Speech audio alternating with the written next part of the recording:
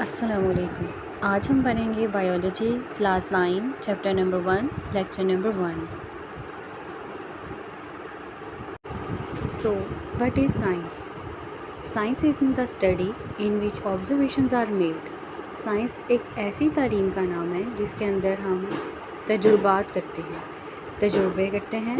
उन तजुर्बों से हम कोई ना कोई रिज़ल्ट निकालते हैं, और ये सब हम क्यों करते हैं? ताकि हम समझ सकें कि हमारे इर्द गिर्द के माहौल में, नेचर में जो कुछ हो रहा है वो क्यों हो रहा है और कैसे हो रहा है।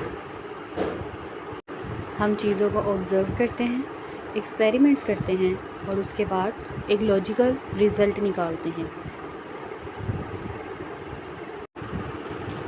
पुराने वक्तों में साइंटिफिक इंफॉर्मेशन बहुत सारी ब्रांचेस में डिवाइड नहीं थी, बल्कि तमाम तरह की स्टडीज़ सिर्फ़ एक ही ब्रांच के अंडर की जाती थी जिसका नाम था साइंस। लेकिन वक्त गुजरने के साथ साथ जैसे जैसे इंफॉर्मेशन बढ़ती गई, साइंटिफिक एक्सपेरिमेंट्स बढ़ते गए, वैसे वैसे ही हमारी साइंटिफिक इंफॉर्मेशन डिफरेंट ब्रांचेस में डिवाइड होती गई, जैसे कि biology, physics, chemistry, mathematics, depending upon the nature of the experiments and studies. Biology is the scientific study of life. Biology science की वो ब्रांच है जिसके अंदर हम लाइफ को स्टडी करते हैं साइंटिफिकली। बायोलॉजी जो वर्ड खुद दो ग्रीक वर्ड्स से मिलकर बना हुआ है, बायोस और लोगोस। बायोस का मतलब होता है ज़िंदगी और लोगोस का मतलब होता है सोचना या वजह तलाश करना। बायोलॉजी में हम ये पढ़ेंगे कि इंसान ने ये सोचना कैसे शुरू किया कि जानदार लिविंग थिंग्स कैसे और क्या करते हैं। नेचर को समझने के लिए ज़रूरी है कि हम ये समझें कि हमारे आसपास की जो चीज़ें हैं, लिविंग ऑर्गेनिज़म्स हैं, उनका स्ट्रक्चर क्या है, उनका फंक्शन क्या है और वो आपस में एक दूसरे से किस तरह रिलेट करती हैं। लिविंग ऑर्गेनिज़म्स की स्टडी करने से हमें बहुत सारी ह्यूमन प्रॉब्लम्स का सल्यूशन, उनकी हेल्थ से रिलेटेड, फूड से और इन्वायरमेंट से रिलेटेड सल्यूशन पता लगता है। आगे हैं divisions and branches of biology. Major biology के जो डिवीजन्स हैं वो 3 हैं, जिसके अंदर जूलॉजी, बॉटनी, माइक्रोबायोलॉजी आती हैं। Zoology is the scientific study of animals. Zoology biology की वो ब्रांच है जिसके अंदर हम एनिमल्स के मुतल्लिक स्टडी करते हैं। बॉटनी बायोलॉजी की वो ब्रांच है जिसके अंदर हम प्लांट्स को स्टडी करते हैं। एंड बायोलॉजी की वो ब्रांच है जिसके अंदर हम माइक्रो ऑर्गेनिज़म्स यानी ऐसे जानदार जो इंसानी आँख नहीं देख सकती, उनको स्टडी करते हैं माइक्रोस्कोप के थ्रू। आगे आ जाती हैं हमारे पास ब्रांचेस में हमारे पास आ जाती है सबसे पहले morphology is the branch that deals with the study of form and structure of living things.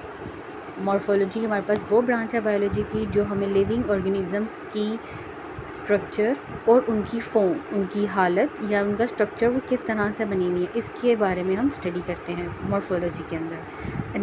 Anatomy biology की वो ब्रांच है जिसके अंदर हम लिविंग ऑर्गेनिज़म्स के इंटरनल स्ट्रक्चर्स को स्टडी करते हैं। Anatomy is the study of internal structures. Histology the microscopic study of tissues. हम लिविंग ऑर्गेनिज़म्स के टिश्यूज़ जिनको हम इंसानी आँख से नहीं देख सकते, उनको माइक्रोस्कोपिक लेवल पर जब हम स्टडी करते हैं तो उनके स्टडी करने को हम कहते हैं हिस्टोलॉजी। सेल बायोलॉजी जैसे इसके नाम से पता लग रहा है, जिसके अंदर हम सेल को स्टडी करेंगे। Cell is the basic unit of life. हर ऑर्गेनिज़म सेल से मिलकर बना होता है।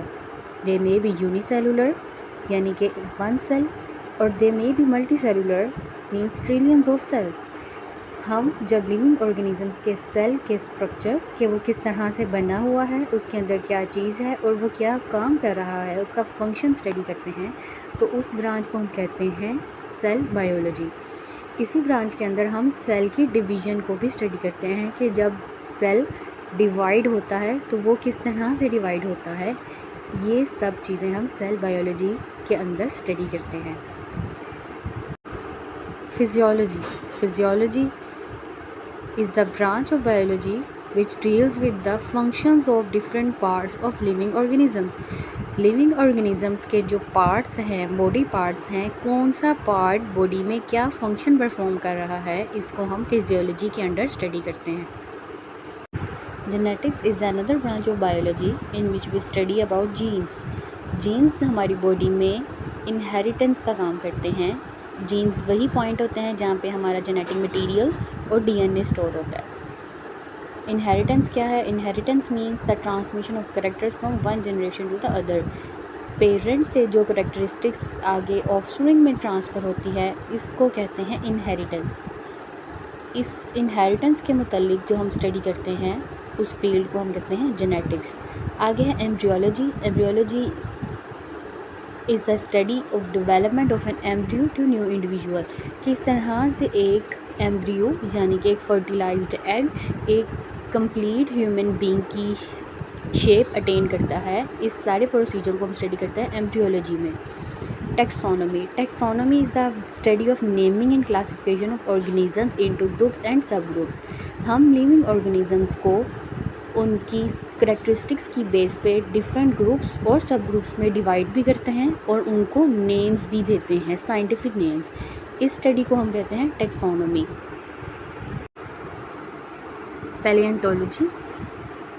पैलियोंटोलॉजी it is the study of fossils.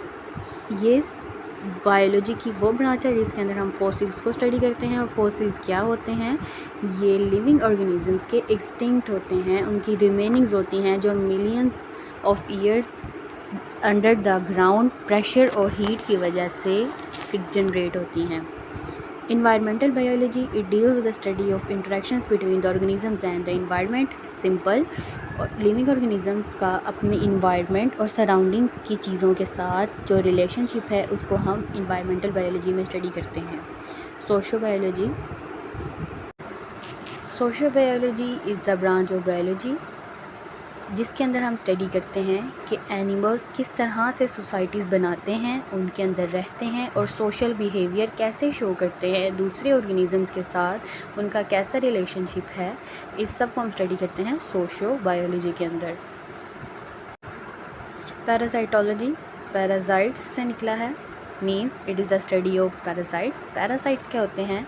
Parasites ऐसे ऑर्गेनिजम्स होते हैं जो लिविंग ऑर्गेनिजम्स के ऊपर तो रहते हैं, उनसे शेल्टर और फूड अटेन करते हैं, उनसे खाना और उनसे रिहाइश तो लेते हैं, पर बदले में उनको नुकसान पहुंचाते हैं। इसकी एग्जांपल में आ जाते हैं लाइस, जैसे कि इंसानी सर के ऊपर जो लाइस रहती है वो भी पैरासाइट है। Biotechnology, it deals with the practical application of living organisms to make substances for the welfare of mankind. इस ब्रांच के अंदर हम लिविंग ऑर्गेनिजम्स को ही यूज़ करते हुए कुछ ऐसी चीज़ें बनाते हैं जो कि इंसानों के लिए फ़ायदेमंद हों।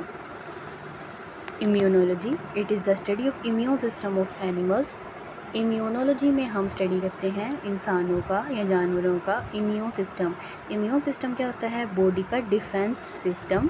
बॉडी का डिफेंस सिस्टम क्या करता है? हमारी बॉडी को प्रोटेक्ट करता है डिफरेंट माइक्रोब से, बाहर से आने वाले माइक्रोब से जो बॉडी पे अटैक करते हैं, उनसे बॉडी को प्रोटेक्ट करता है। और entomology, it is the study of insects. Pharmacology, pharma से निकला है, फार्मा मीन्स ड्रग्स।